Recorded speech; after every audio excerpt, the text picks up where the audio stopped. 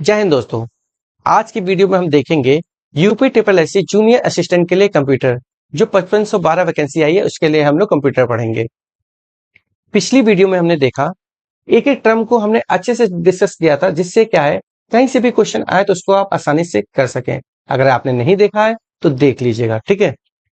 इस वीडियो में भी हम देखेंगे, एक एक टर्म को उठाएंगे और अच्छे से उसको देखेंगे ताकि कहीं से भी क्वेश्चन आ जाए तो उससे रिलेटेड कोई क्वेश्चन आ रहा है तो आप आसानी से उसको अटेम्प्ट कर सकें। चलिए देखते हैं।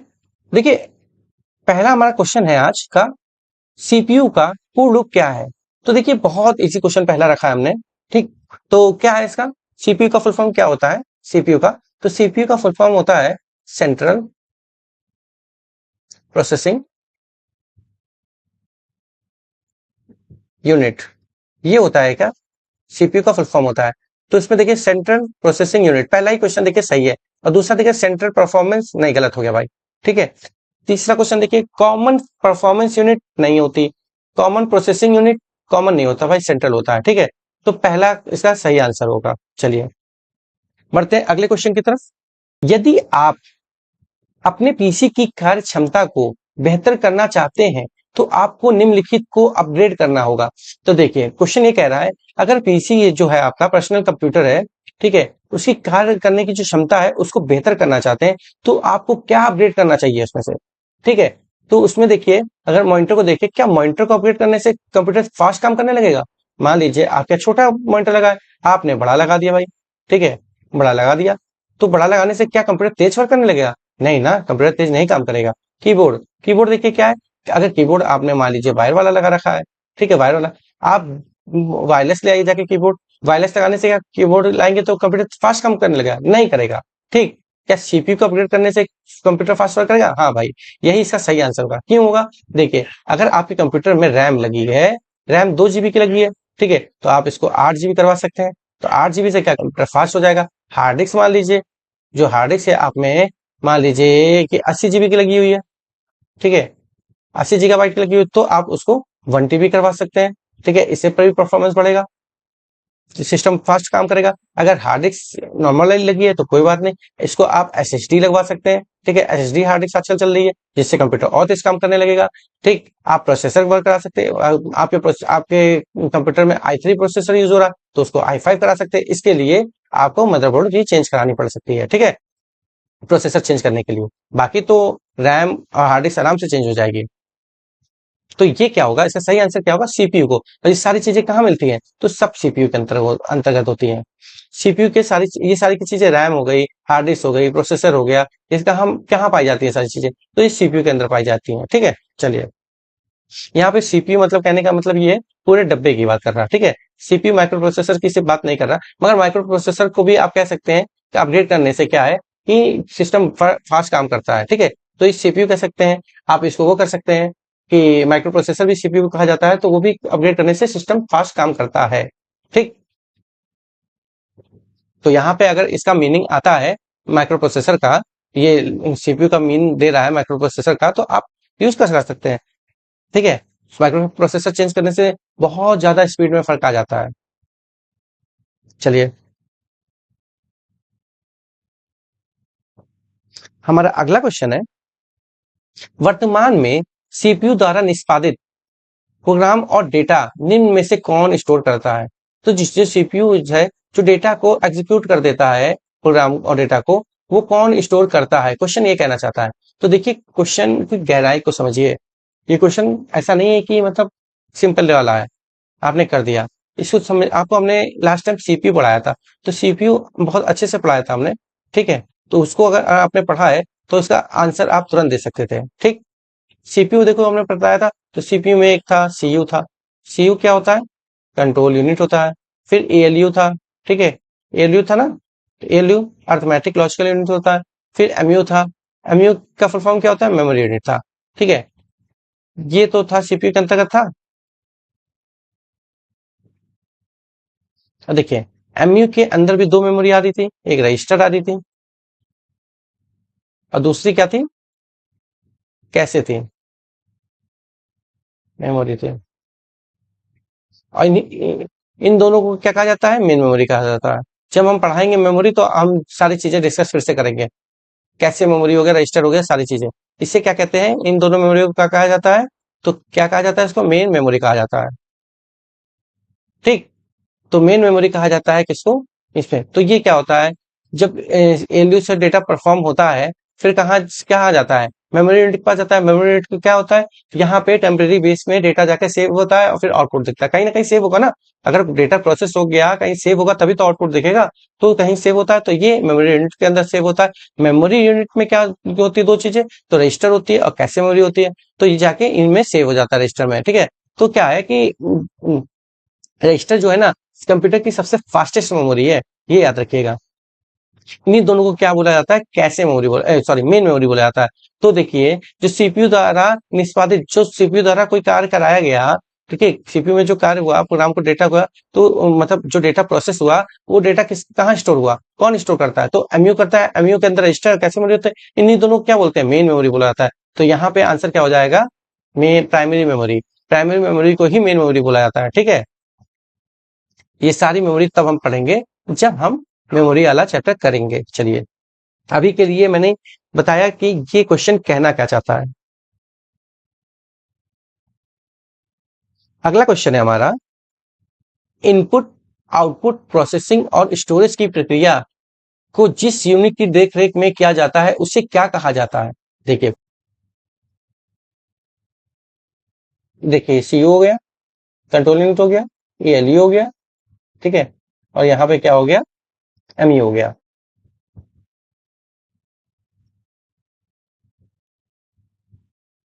अब देखिए, इनपुट, आउटपुट, प्रोसेसिंग और स्टोरेज की प्रक्रिया को जिस यूनिट की देखरेख में किया जाता है उसे क्या कहा जाता है, तो उसे क्या कहा जाता है, कंट्रोल यूनिट। देखिए, यहाँ पे जो भी डेटा आया, यहाँ से डेटा कोई आया इनपुट के रूप में, ठीक है, तो ये कहाँ जाता है, तो ये जो डेटा प्रोसेस होता है, देखता है तो पहले क्या करता है, कंट्रोल यूनिट चेक करता है कि इसके जो सिग्नल्स आ रहे हैं, डेटा आ रहा है, सही रूप में आ रहा है कि नहीं आ रहा। वो देखेगा कि मान लीजिए 2+2 है, तो ये देखेगा किस कैसा ये डेटा है, तो देखेगा मैथमेटिकल वाला है, और तुरंत ही किसको ट्रांसफर कर देगा, एलयू के पास कर देगा। तो एलयू उसको प्रोसेस कर देगा, क्या बना देगा, 4 बना देगा।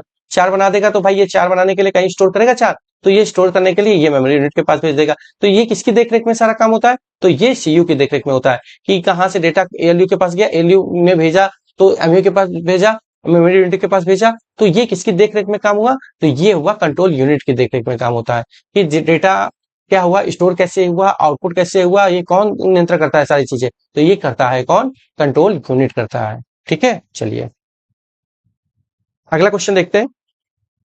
इसके बाद से क्या होता है, आउटपुट हो जाता है, आउटपुट आ जाता है। ठीक, चलिए अगला क्वेश्चन देख लेते हैं हम।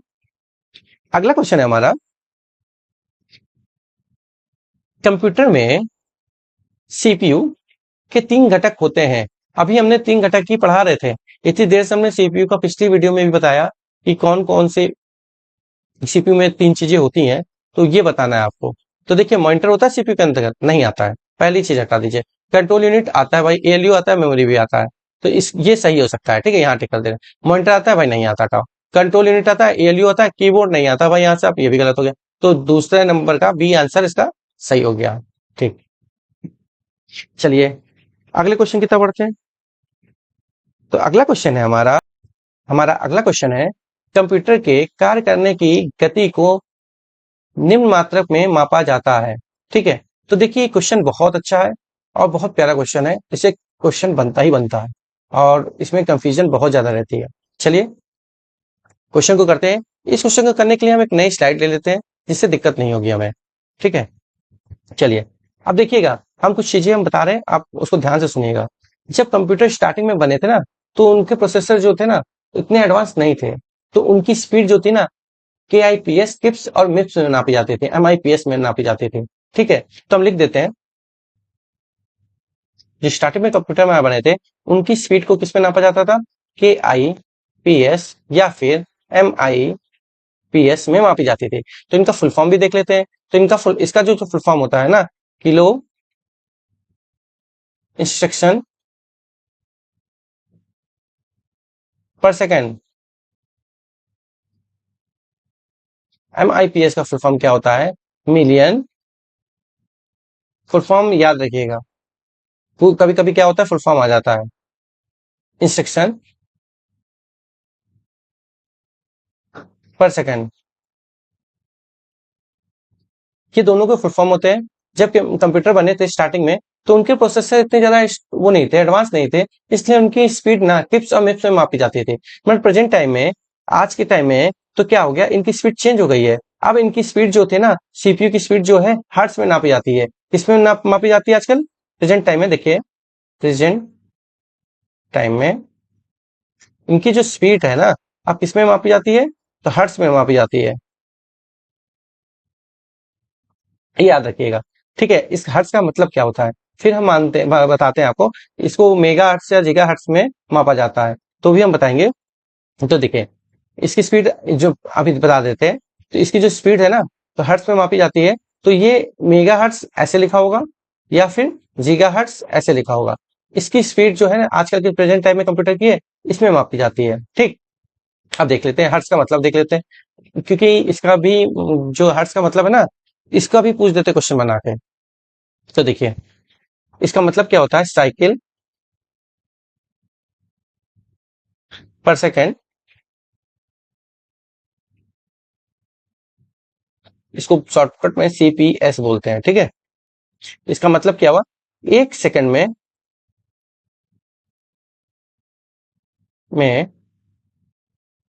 आपका प्रोसेसर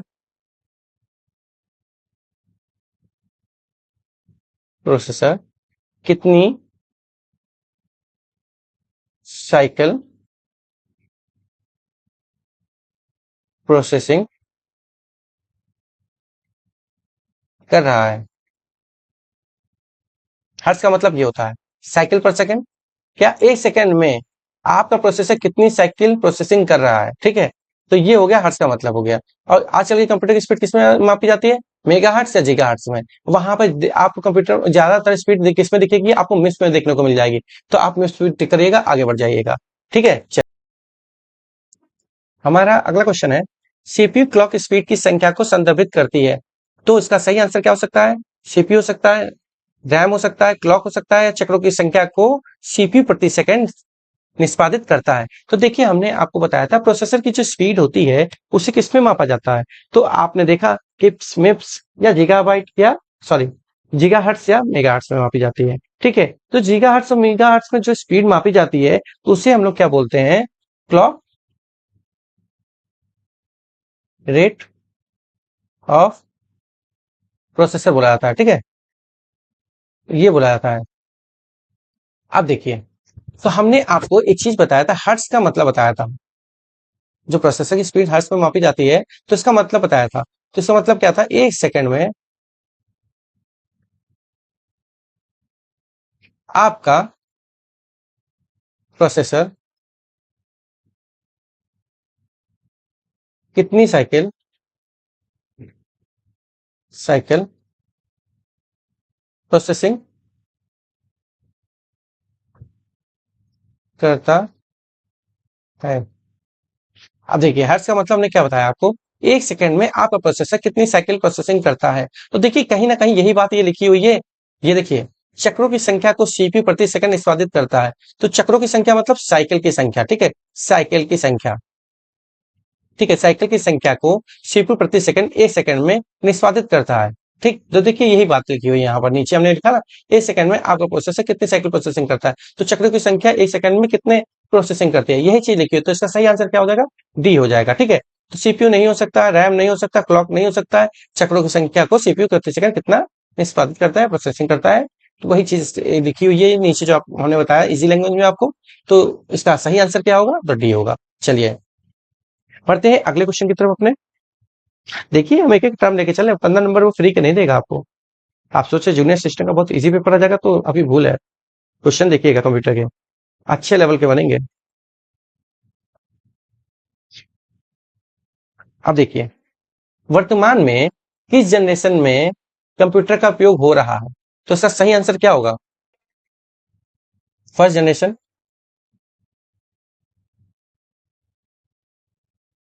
फर्स्ट जनरेशन में देखिए क्या था, फिर सेकंड जनरेशन, फिर था थर्ड, फोर्थ, फिर था फिफ्थ। ठीक है, ये 5 जनरेशन थी। देखिए पहली जनरेशन में कंप्यूटर में क्या यूज होता था, तो वैक्यूम ट्यूब्स होता था, वैक्यूम ट्यूब्स का उपयोग किया जाता था। सेकेंड जनरेशन में क्या हुआ, ये बहुत बड़े कंप्यूटर हुआ करते थे जनरेशन में, दो दो चार चार कमरे के एक कंप्यूटर हुआ करता था। तो उसमें क्या था, इतने बड़ा सीपीयू हुआ करता था उस समय पर, अगर एक मान लीजिए चूहा ने एक तार काट दिया ना, तो महीनों लग जाते थे उसमें ढूंढने में कि कहाँ से कौन सा तार टूटा हुआ है। इतने बड़े कंप्यूटर हुआ करते थे। आजकल तो है जेब में लेके घूम रहे हैं कंप्यूटर को, मोबाइल क्या है, कंप्यूटर ही तो है। उस समय बहुत बड़े हुआ करते थे। उस समय वैक्यूम ट्यूब्स का यूज हुआ करता था, जिससे हीट बहुत ज्यादा प्रोड्यूस होती थी। अब देखिए ये प्रोसेसर की जगह यूज किया जाता था। सेकंड जनरेशन में क्या यूज करने, इसका साइज को छोटा कर दिया गया, और यहाँ पे वैक्यूम ट्यूब्स की जगह ट्रांजिस्टर का यूज किया जाने लगा। ठीक है, ट्रांजिस्टर का यूज किया जाने लगा। थर्ड जनरेशन की कंप्यूटर में थर्ड जनरेशन की कंप्यूटर में आईसी चिप का यूज करने लगा, किया जाने लगा। आईसी चिप, ठीक है। आईसी चिप की खोज किसने की थी, कमने बताइएगा जरा, हमने पिछली वीडियो में बहुत अच्छे से बताया। और पहली चिप कब बनी थी, ठीक है, और किसने बनाई थी ये बताइएगा, और किस चीज की बनी थी ये बताइएगा। चलिए फोर्थ जनरेशन में क्या था, फोर्थ जनरेशन में देखिए माइक्रो प्रोसेसर का यूज किया जाने लगा, और VLSIC का यूज किया जाने लगा। ठीक, फिफ्थ जनरेशन में क्या क्या हुआ, एआई एआई का यूज किया जाने लगा, और ULSI का यूज किया जाने लगा। तो देखिए अभी तक वर्तमान में फिफ्थ जनरेशन ही चल रही है। ठीक, ये 1990 के बाद से, डेट तो इसकी अलग अलग लिखी रहती है, ठीक, कहीं 86 लिखी रहती है, कहीं कुछ लिखी रहती है। तो अभी वर्तमान में ये फिफ्थ जनरेशन चल रही है। तो यही वर्तमान में किस जनरेशन में कंप्यूटर का उपयोग हो रहा है, तो पांचवी जनरेशन के कंप्यूटर का यूज किया जा रहा है। तो हमने बताया पहली जनरेशन में क्या यूज होता था, वैक्यूम ट्यूब। सेकंड जनरेशन में ट्रांजिस्टर का यूज किया जाता था। तीसरी जनरेशन में आईसी चिप का। फोर्थ में माइक्रोप्रोसेसर VLIC का यूज किया जाता था। और फिफ्थ में AI ULSI का यूज किया जाता था। ठीक है, अब ये देखिए क्वेश्चन, ये भी अच्छा क्वेश्चन है।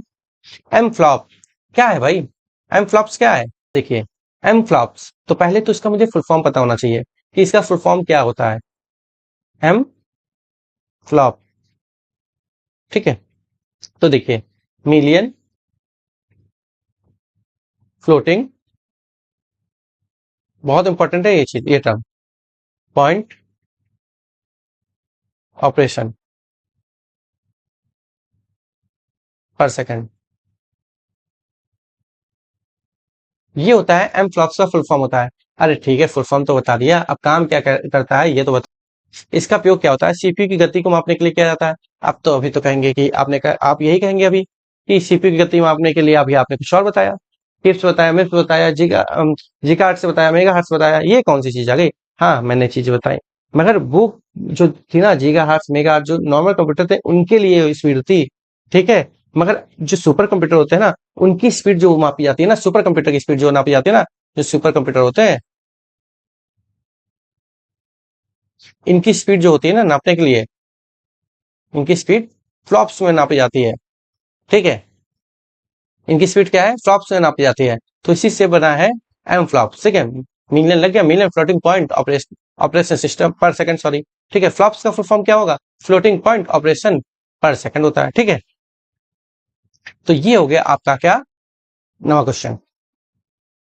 चलिए बढ़ते हैं अगले क्वेश्चन की तरफ। समझ में आया आपको, आया ना। चलिए अब ये पूछ देंगे फ्लॉप का यूज कहाँ किया जाता है, तो सुपर कंप्यूटर की स्पीड को मापने के लिए किया जाता है। तो इसका आंसर तो हमने चेक ही नहीं किया। इसका उपयोग सीपीयू की स्थिति को मापने के लिए किया जाता है, एकदम गलत है भाई, स्थिति क्या होती है। इसका उपयोग सीपीयू की गति को मापने के लिए किया जाता है, ये सही हो सकता है।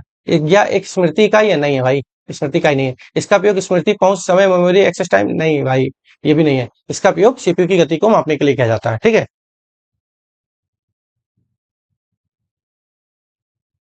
अब देखिए अगला क्वेश्चन है हमारा, निम्नलिखित में से कौन सा सेंट्रल प्रोसेसिंग यूनिट सीपीयू का भाग नहीं है।